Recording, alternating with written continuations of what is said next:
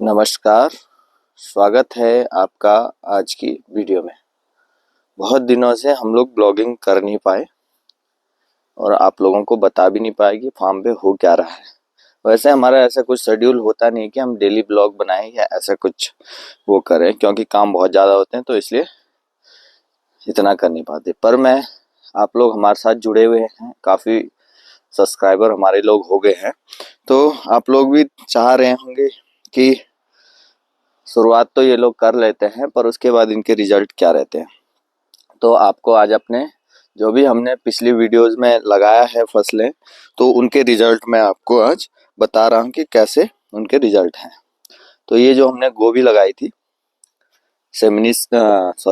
ये सिजिंटा की जो हमारी सुहासिनी प्लस वैरायटी थी, जो हॉर्टिकल्चर डिपार्टमेंट ने दिया है, तो इसमें तो बहुत अच्छी ग्रोथ है। ये देख सकते हैं आप, साइज भी बहुत बढ़िया आया है और अनबिलीवेबल पौधे का साइज आया है कि आप लोग विश्वास नहीं करेंगे, इतना बड़ा इनका साइज आया है। तो हम हमेशा फूल गोभी में फेलियर में रहते थे, बट इस बार हम लोग बहुत अच्छा इसमें कर पा रहे हैं। हम देख सकते हैं ग्रोथ। तो जो आप ये पीले पत्ते देख रहे हैं, ये सबसे नीचे का है, ये होता ही है। इसमें भी दो फैक्ट मैं आपको दिखा देता हूँ। ये एक आपका सिम्टम्स भी बताते हैं कि न्यूट्रिएंट की कमी हो रही है। यहाँ पे आप देख सकते हैं कि न्यूट्रिएंट की कमी है, बट यहाँ पे हमारे गौशाला का गोबर आता है, ये पाइप से पीछे से कुछ यहाँ पे लीकेज हो जाता है, तो उसकी वजह से यहाँ पे एक भी पत्ता पीला नहीं है, सिर्फ इस वाले एरिया में। उसके बाद नीचे पर्टिकुलर वैसा ही हो गया। तो ये दो वैरायटियों में हम लोग काम कर रहे हैं। कुछ हमने थोड़ा लेट लगाई थी, सामने वाली जो सामने पे है, और ये वाली हमने जल्दी लगा दिया था, इधर वाला। तो ये तो रही हमारी फूल गोभी। अब इसके बाद हम लोग चलेंगे पत्ता गोभी में।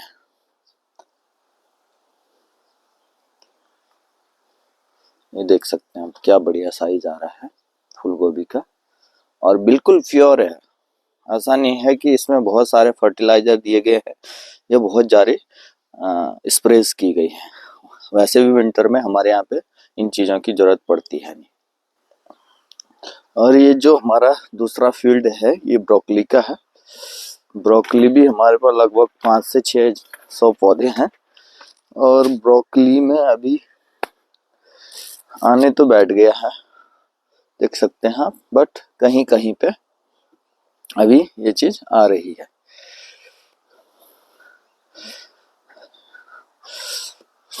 आप लोग अगर कुछ आपको लगता है, ऐसा पूछना है कि, या आपको ऐसा लगता है कि कहीं पे ये चीज होनी चाहिए, वो है नहीं, तो आप लोग कमेंट्स में कर लीजिएगा, हमें भी सीखने का मौका मिलेगा। और ये हमारी होगी कैबेज।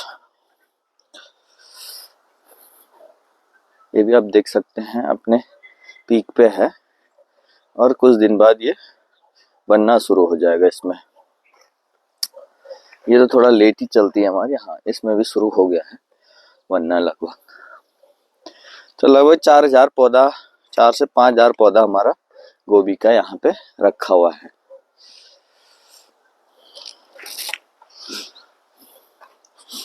और इसमें हमें एक बेनिफिट और हो जाता है, हमें सरसों की खेती करनी पड़ती है नहीं। ये सरसों हमारी अपने आप ही हो जाती है यहाँ पे, इनके बीच बीच में देख सकते हैं। सर ये तुड़का वगैरह देने के लिए, अगर कभी प्याज ना हो तो पुराने जमाने में इसी का लोग करते थे, सरसों का।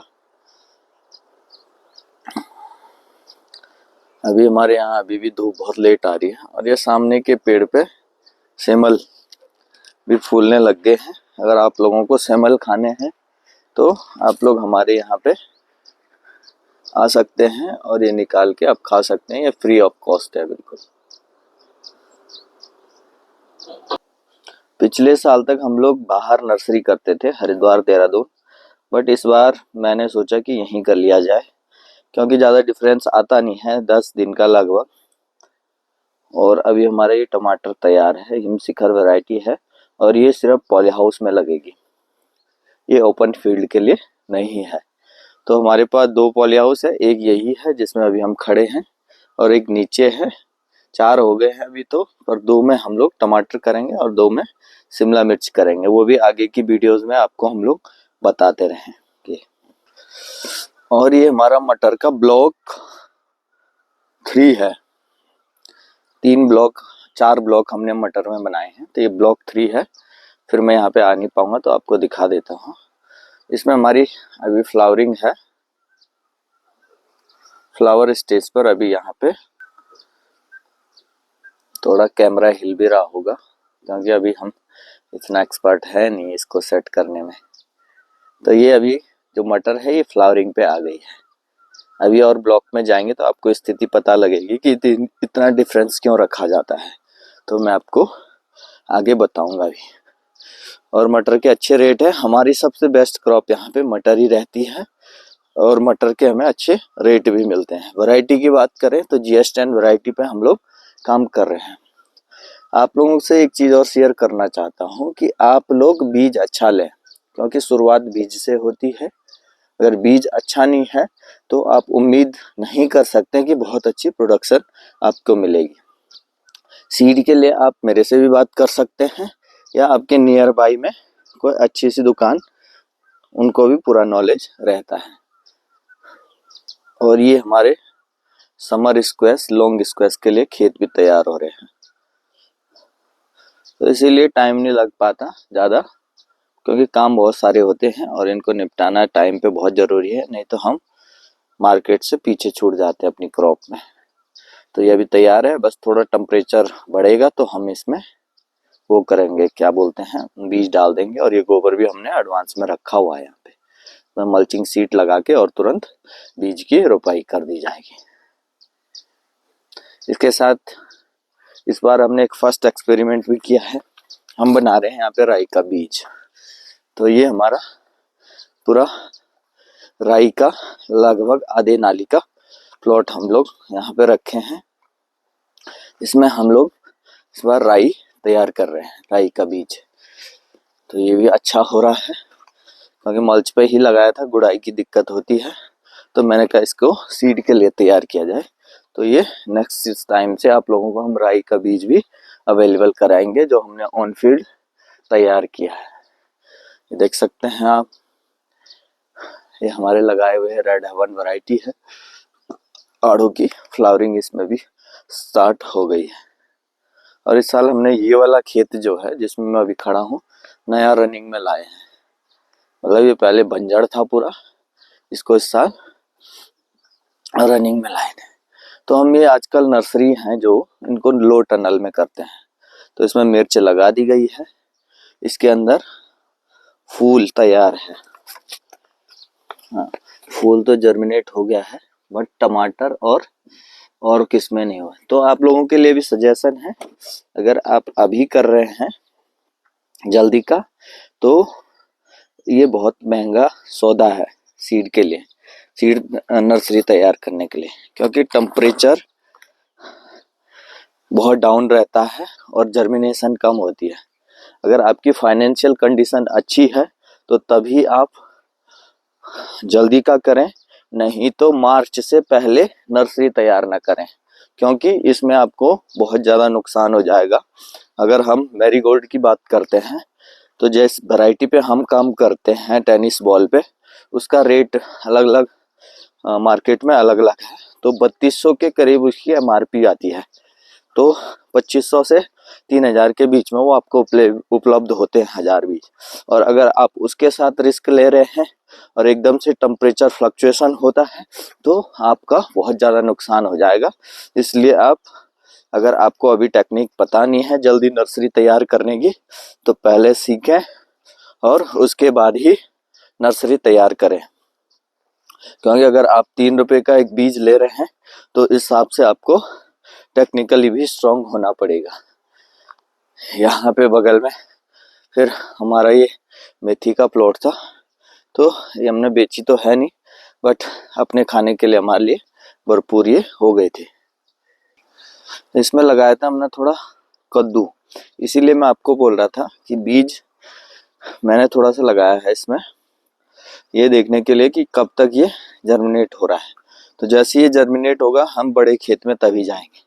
तो ये छोटे छोटे पॉइंट हैं, आपको इन पे इनका ध्यान रखना होता है। इसमें अभी 10 दिन तो हो गए बीज डाले हुए, अभी कोई जर्मिनेशन नहीं है, तो इसका मतलब अभी टेम्परेचर डाउन ही है, बीज नहीं फूट रहा है। अब आ गए हम आप मटर के प्लॉट पे, ब्लॉक 1 में। ये सबसे पहले बोया गया मटर है हमारा, बिल्कुल रेडी टू हार्वेस्ट है, और इससे हम धीरे धीरे निकाल रहे हैं। हम अभी उतना ही मटर तोड़ रहे हैं जितना हमारे फार्म पे बिक सकता है, हमारे आउटलेट पे बिक सकता है, क्योंकि मार्केट में बीच में तो रेट 80 था, अभी रेट थोड़ा डाउन चले गया है। तो हम जो हमारे सेलेक्टेड कस्टमर हैं, जो इसकी वैल्यू समझते हैं, उनके लिए अभी ये अवेलेबल करा रहे हैं सिर्फ अपने फार्म पे।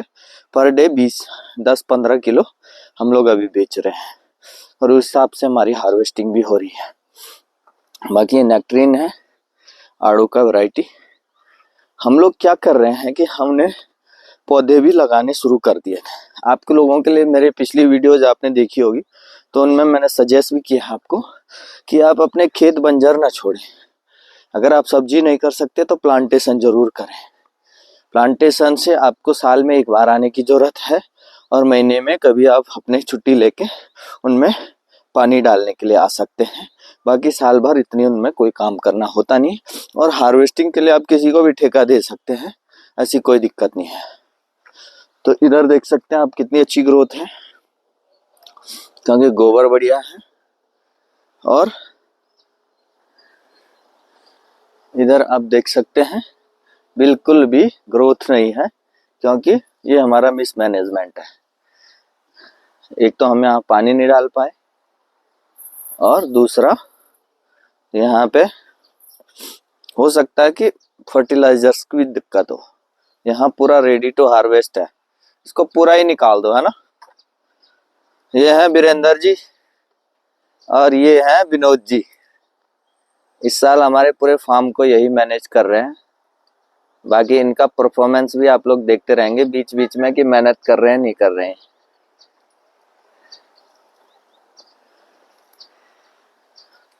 विनोद जी, क्या रीजन है यहाँ ये छोटे छोटे क्यों रखे हैं? पानी की दिक्कत है या खाद की दिक्कत है? खाद वगैरह मटर में वैसे जरूरत तो होती नहीं है खाद की, है ना, पानी का कमी हुई होगी।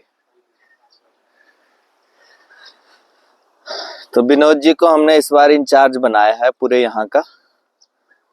अब देखते हैं विनोद जी क्या क्या करते हैं,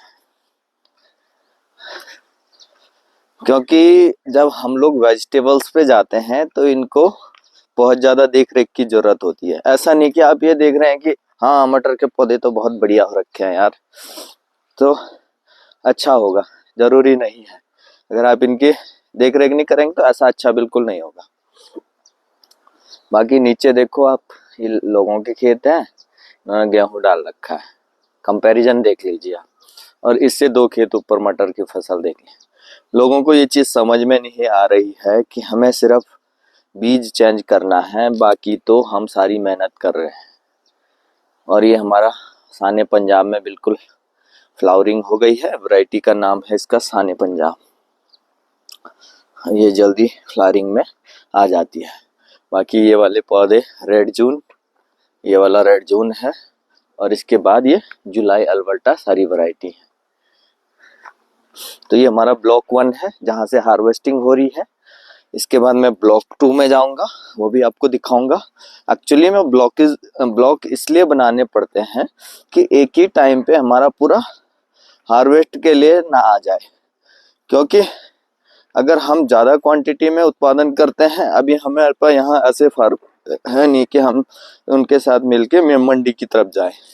मंडी की तरफ नहीं जाएंगे तो लोकल में दुकानदार बहुत परेशान करते हैं, उस हिसाब से हमें रेट दे नहीं पाते हैं। कभी बोलते हैं ये हो गया, कभी बोलते हैं वो हो गया। तो उसका हमारा तरीका ये निकाला हुआ है, खुद बेचेंगे और धीरे धीरे बेचेंगे। ये हमारा, इसमें भी कद्दू ही लगेगा, ये तैयार है, गोबर इसमें भी आ चुका है। और ये रेड हेवन वैरायटी है, वो साने पंजाब थी, ये रेड हेवन है, इसमें भी फ्लावरिंग अच्छी हो रखी है। ब्लॉक 1 यहाँ से तैयार हो गया है। ये ब्लॉक 1 है, एक खेती है ब्लॉक 1 में, और ये भी ब्लॉक 1 ही में है, और ये नीचे भी ब्लॉक 1 में है, और वो इसके बिल्कुल नीचे ब्लॉक 2 है जो नीचे दिख रहा है। जूम करके आपको दिखा देता हूँ, ये ब्लॉक 2 है, और ब्लॉक 3 नीचे है, और ब्लॉक 4 बिल्कुल पॉली हाउस के नीचे है। तो पॉली हाउस का किसी दिन करेंगे, आज का वीडियो काफ़ी लंबा हो गया है, तो अब इसको एंड करते हैं यहीं पे।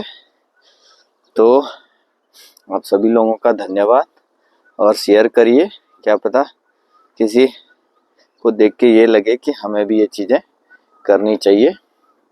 धन्यवाद आपके सहयोग के लिए। हमेशा जुड़े रहें, स्वस्थ रहें, मस्त रहें। धन्यवाद।